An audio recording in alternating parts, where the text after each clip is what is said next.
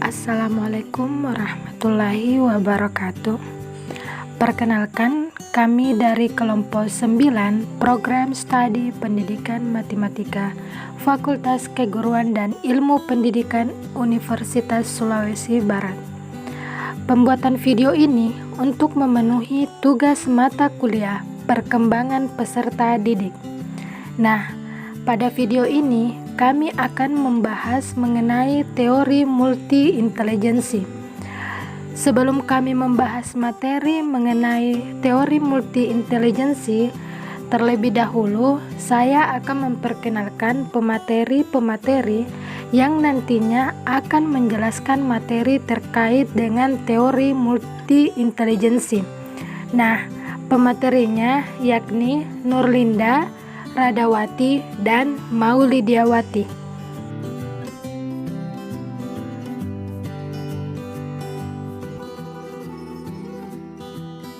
Definisi multiple intelligence adalah istilah atau teori dalam kajian tentang ilmu kecerdasan yang memiliki arti kecerdasan ganda atau kecerdasan majemuk. Profesor Howard Gardner, seorang ahli psikologi kognitif dari Universitas Harvard, meneliti tentang intelligence atau kecerdasan manusia. Ia mengatakan bahwa IQ tidak boleh dianggap sebagai tinggi atau rendah seperti tekanan darah manusia, dan kecerdasan seseorang tidak dapat diukur secara mutlak dengan tes-tes IQ. Ia mengatakan bahwa tes IQ hanya mampu mengukur kemampuan seseorang dalam mengerjakan tes IQ tersebut saja. Multiple intelligence atau intelligence majemuk adalah kemampuan untuk memecahkan masalah atau menciptakan suatu produk yang efektif atau bernilai dalam satu latar belakang budaya tertentu.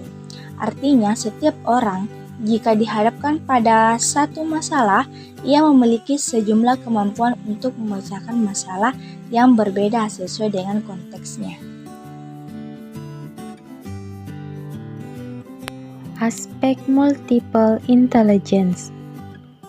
Gardner dalam Flanagan et al. 1997 mengajukan 9 intelijensi yang meliputi: yang pertama, kecerdasan verbal linguistik. Kecerdasan verbal linguistik adalah kemampuan menggunakan bahasa untuk menyatakan gagasan tentang dirinya dan memahami orang lain, serta untuk mempelajari kata-kata baru atau bahasa lain.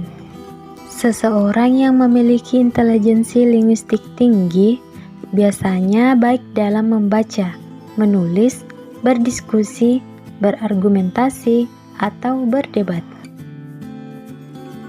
Yang kedua, kecerdasan logika matematis.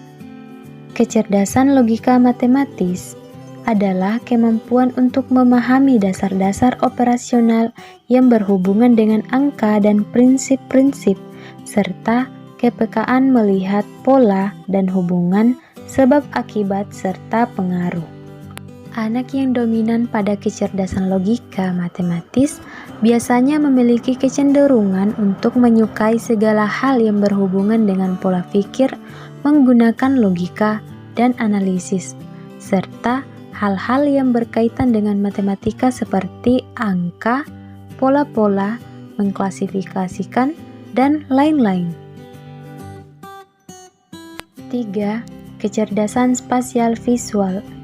Kecerdasan spasial adalah kemampuan untuk membentuk suatu gambaran mental tentang tata ruang atau menghadirkan dunia mengenai ruang secara internal dalam pikirannya. Orang yang memiliki kecerdasan jenis ini cenderung berpikir dalam atau dengan gambar dan cenderung mudah belajar melalui sajian-sajian visual seperti film, gambar, video, dan peragaan yang menggunakan model atau slide. Mereka gemar menggambar, melukis, atau mengukir gagasan-gagasan yang ada di kepala dan sering menyajikan suasana serta perasaan hatinya melalui seni. 4. Kecerdasan kinestetis jasmani.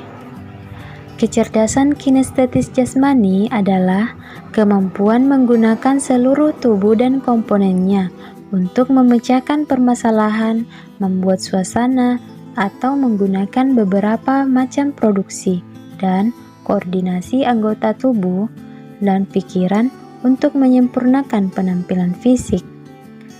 Seseorang yang mempunyai intelijensi kinestetis jasmani biasanya suka menari, olahraga, atau suka bergerak. Yang kelima, kecerdasan musikal. Kecerdasan musikal merupakan kemampuan untuk mendengar dan mengenali pola, mengingat dan bereaksi sesuai dengan musik yang didengar, serta menghasilkan musik dengan intonasi suara, irama, dan warna nada. Kecerdasan musikal mencakup kemampuan menangani bentuk-bentuk musikal dengan cara mempersepsi, misalnya penikmat musik, membedakan seperti kritikus musik, mengubah seperti komposer, dan mengekspresikan atau penyanyi. 6. Kecerdasan intrapersonal. Intelijensi intrapersonal adalah pengenalan diri.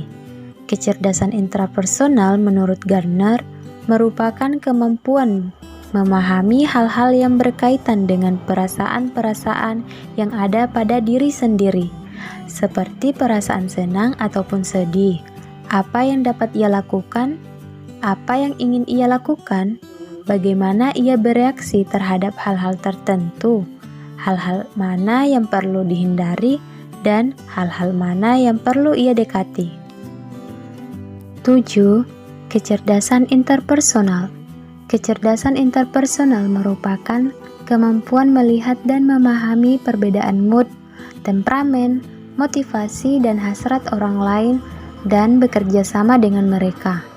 Orang yang memiliki jenis kecerdasan interpersonal suka berinteraksi dan bekerja sama, serta senang bertindak sebagai mediator perselisihan, baik di sekolah maupun di rumah dan lingkungannya.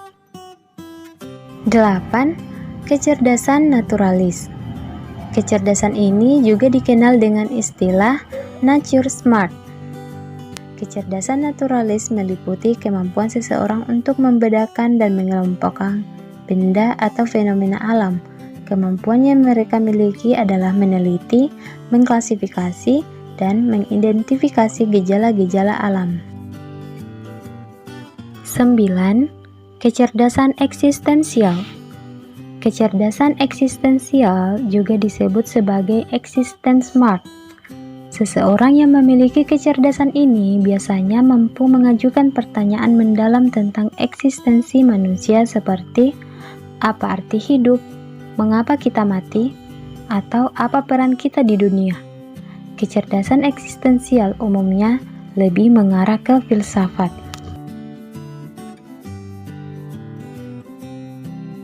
Faktor-faktor yang mempengaruhi intelijensi. Yang pertama, faktor pembawaan adalah kesanggupan potensi yang dibawa sejak lahir yang merupakan bahan dasar untuk perkembangan. Setiap anak lahir dengan membawa potensi intelijensinya masing-masing. Dan perkembangan intelijensi anak akan dipengaruhi oleh kondisi intelijensi bawaannya masing-masing. Yang kedua, faktor kematangan. Kesiapan suatu fungsi atau potensi untuk dikembangkan. Perkembangan intelijensi akan berlangsung dengan baik apabila fungsi atau potensi intelijensi secara fisik atau psikologis sudah ada kematangan. Tanpa adanya faktor kematangan tersebut, perkembangan intelijensi tidak akan terjadi. Yang ketiga, faktor pembentukan merupakan segala faktor luar yang akan mempengaruhi perkembangan intelijensi. Faktor luar yang bersifat lebih efisien dan efektif pengaruhnya dalam pembentukan atau perkembangan intelijensi ialah faktor pendidikan yang dilaksanakan di sekolah. Faktor luar lainnya yang dapat mempengaruhi secara tidak sengaja dan kurang efisien ialah pengaruh lingkungan atau alam sekitar. Yang keempat, faktor minat merupakan sikap senang kepada sesuatu hal. Minat ini akan berfungsi sebagai pendorong orang untuk membuat atau berusaha dalam mencapai suatu tujuan. Minat ini sebagai faktor psikologis akan mempengaruhi proses pembentukan atau perkembangan. Yang terakhir atau yang kelima, faktor kebebasan. Kondisi psikologis atau akan mempengaruhi sikap, performance atau aktivitas seseorang dalam berbuat atau mencapai tujuan atau dalam mewujudkan dirinya. Orang yang mempunyai kebebasan tidak merasa ada beban atau tekanan untuk membuat sesuatu. Ia dapat dengan bebas memilih atau menentukan kebutuhan. Cara atau tujuan yang sesuai dengan apa yang diminatinya.